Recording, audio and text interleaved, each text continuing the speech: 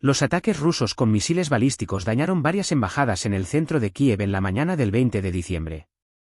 Las fuerzas aéreas de Ucrania informaron de que las fuerzas rusas lanzaron 5 misiles balísticos Iskander M/Nord-Korean KN-23 contra la ciudad de Kiev en la mañana del 20 de diciembre y que las fuerzas ucranianas derribaron los 5, pero que los restos de los misiles dañaron infraestructuras en la ciudad de Kiev y causaron víctimas civiles. El portavoz del Ministerio de Asuntos Exteriores ucraniano, Eori Tiki, declaró que el ataque con misiles rusos dañó varias embajadas en un solo edificio, entre ellas las de Albania, Argentina, Montenegro, Macedonia del Norte, Palestina y Portugal. La Fuerza Aérea de Ucrania informó de que las fuerzas rusas también lanzaron un misil balístico Iskander-M, un misil de crucero Kh-59/69 y 65 Stad y otros drones contra Ucrania durante la noche del 19 al 20 de diciembre, de los cuales las defensas aéreas ucranianas derribaron 40 drones e interferencias de guerra electrónica EW causaron la pérdida de 20 drones. La Fuerza Aérea de Ucrania informó de que los ataques nocturnos con drones y misiles dañaron infraestructuras civiles en las provincias de Dnipropetrovsk, Kharkov, Kiev y Sami. Según los informes, las fuerzas ucranianas llevaron a cabo su primer ataque utilizando exclusivamente vehículos terrestres no tripulados, UGV, y drones con visión en primera persona, FPV, lo que pone de relieve los esfuerzos en curso de Ucrania para aprovechar la innovación tecnológica en las operaciones terrestres.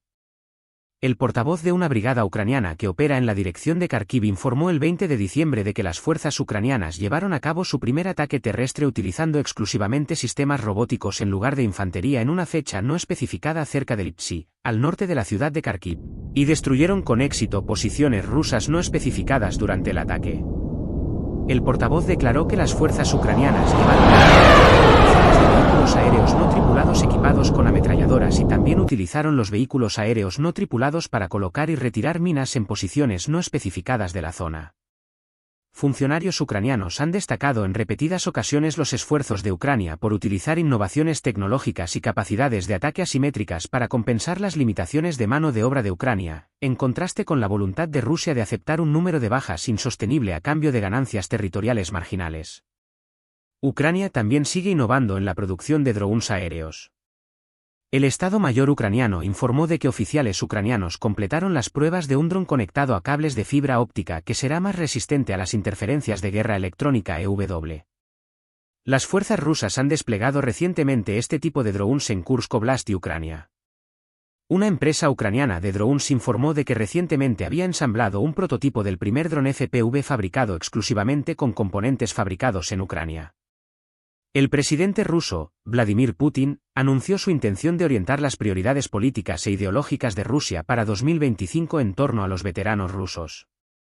El 20 de diciembre, Putin propuso que Rusia declarara 2025, Año del Defensor de la Patria, para honrar a los veteranos rusos de la guerra de Ucrania y a los veteranos de todas las demás guerras rusas. 10. Putin hizo esta propuesta especialmente durante una reunión del Consejo de Estado ruso en la que se debatía el apoyo estatal a las familias, que era la prioridad definida por el Kremlin para 2024, el Año de la Familia. El Kremlin ha tomado últimamente varias medidas para atender y empoderar a los veteranos rusos de la guerra de Ucrania. El programa, Tiempo de Héroes, por ejemplo, pretende colocar a veteranos de la guerra de Ucrania en puestos de gobierno locales y federales con un doble efecto, por un lado, apaciguar a una parte cada vez mayor de la población rusa que ha luchado en Ucrania, y por otro, instalar ideales militaristas en todos los niveles de gobierno.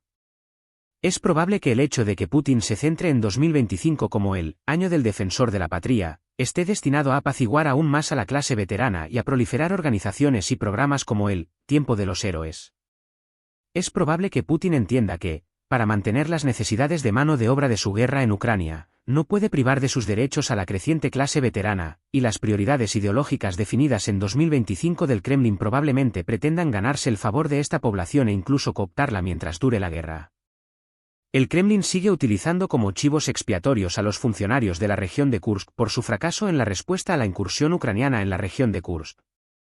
La agencia de noticias del Kremlin TASS informó el 20 de diciembre, citando fuentes policiales, que las autoridades rusas detuvieron el 20 de diciembre al director general de la Corporación de Desarrollo de la región de Kursk, Vladimir Lukin, bajo sospecha de abuso de poder por malversar 173,2 millones de rublos, unos 1,6 millones de dólares, para la construcción de fortificaciones en la zona fronteriza de la región de Kursk. Recientemente, el Kremlin utilizó como chivo expiatorio al exgobernador de la región de Kursk, Alexei Smirnov, probablemente para aparentar que se dedicaba a resolver los problemas sociales de la región de Kursk y a sofocar las protestas locales, al tiempo que distraía la atención del fracaso de Rusia en su intento de repeler la incursión ucraniana. Roman Alekhine, milblogger ruso y asesor del gobernador del Oblast de Kursk, comentó la detención de Lukin y declaró que los funcionarios que trabajaban para la Corporación de Desarrollo del Oblast de Kursk no deberían ser responsables del fracaso de Rusia en la defensa de la frontera del Oblast de Kursk, sino que la culpa debería recaer en las entidades responsables de la seguridad fronteriza rusa en tiempo de guerra, incluidos el Ministerio de Defensa ruso y la Dirección de la Guardia Fronteriza del Servicio Federal de Seguridad, FSB, 16. Sin embargo, el Kremlin sigue indicando que no tiene intención de resolver realmente estos problemas en el Oblast de Kursk.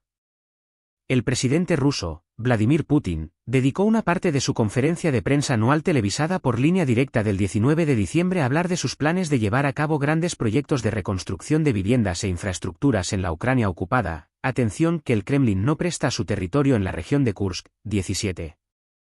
El nuevo gobernador del Oblast de Kursk, Alexander Kinstein, a quien Putin nombró para sustituir a Smirnov, declaró el 20 de diciembre que el Estado ruso no asumirá todos los costes de restauración de las instalaciones del Oblast de Kursk destruidas en la guerra debido al alto grado de daños y a otras obligaciones financieras del Estado, incluidas las garantías sociales y la continuación de la financiación de la guerra en Ucrania. El presidente ruso, Vladimir Putin, afirmó que debería haber violado el alto el fuego que impuso a Ucrania en 2014 lanzando una invasión a gran escala incluso antes, cuando se le pidió que reflexionara sobre su decisión de atacar en 2022. Putin respondió a una pregunta de los medios de comunicación durante su conferencia de prensa televisada anual de línea directa el 19 de diciembre sobre si cambiaría su decisión de lanzar la invasión a gran escala de Ucrania si tuviera que hacerlo de nuevo, afirmando que debería haber tomado esta decisión antes. Putin añadió que Rusia debería haberse preparado sistemáticamente antes de la invasión a gran escala y afirmó falsamente que Rusia invadió Ucrania, espontáneamente, en 2022 después de que Ucrania anunciara, directamente, que no cumpliría los acuerdos de Minsk II. Los acuerdos de Minsk II eran extremadamente favorables a Rusia, ya que imponían una serie de compromisos a Ucrania que renunciaban a elementos fundamentales de la soberanía ucraniana y permitían a los apoderados rusos apoyados por las fuerzas militares rusas seguir ocupando las zonas que habían tomado durante sus invasiones iniciales en 2014. Los acuerdos no imponían ninguna obligación a Rusia, que participó en las negociaciones como supuesto mediador neutral. Establecieron un alto el fuego, que los apoderados rusos violaron continuamente con el apoyo de Rusia. Los acuerdos de Minsk II también aceptaron la falsa versión rusa de que los representantes rusos en Ucrania eran independientes de Moscú, y Putin insistió en que Ucrania cumpliera sus compromisos incluso cuando los representantes, que operaban directamente bajo las órdenes de Moscú, violaban sus propias obligaciones. Los acuerdos de Minsk II no exigían que Rusia retirara sus fuerzas armadas de las zonas ocupadas de Ucrania, y Rusia utilizó posiciones en las zonas ocupadas como zonas de reagrupamiento para la invasión a gran escala de 2022. Putin insistió en que las negociaciones con Ucrania deben basarse en las mismas exigencias que planteó antes de la invasión y en el momento de mayores ganancias territoriales de Rusia, a pesar de que Ucrania ha asegurado Kiev y liberado gran parte del territorio que sus fuerzas tenían en ese momento. Putin dijo en línea directa que está dispuesto a mantener conversaciones con Ucrania sin condiciones previas, que cualquier conversación debe basarse en lo que Rusia y Ucrania habían acordado durante las negociaciones en Estambul en marzo de 2022, cuando las tropas rusas avanzaban sobre Kiev y por todo el este y el sur de Ucrania, y en las realidades que se están desarrollando hoy sobre el terreno. Putin reiteró que las exigencias que planteó en el Ministerio de Asuntos Exteriores, MAE, en junio de 2024, que las fuerzas ucranianas se retiren de la totalidad de las provincias de Luhansk, Donetsk, Zaporizhia y Kherson antes de que Rusia pueda aceptar un alto el fuego o negociaciones de paz, siguen en pie. El borrador del tratado resultante de las negociaciones entre Ucrania y Rusia en Estambul en marzo de 2022 establecía que Ucrania sería un estado permanentemente neutral que no podría unirse a la OTAN, e imponía limitaciones al ejército ucraniano similares a las impuestas por el Tratado de Versalles a Alemania tras la Primera Guerra Mundial, restringiendo las fuerzas armadas ucranianas a 85.000 soldados. Las exigencias de Rusia en Estambul eran principalmente versiones más detalladas de las demandas que Putin hizo en los meses anteriores a lanzar la invasión a gran escala en febrero de 2022, incluida la desmilitarización y neutralidad de Ucrania.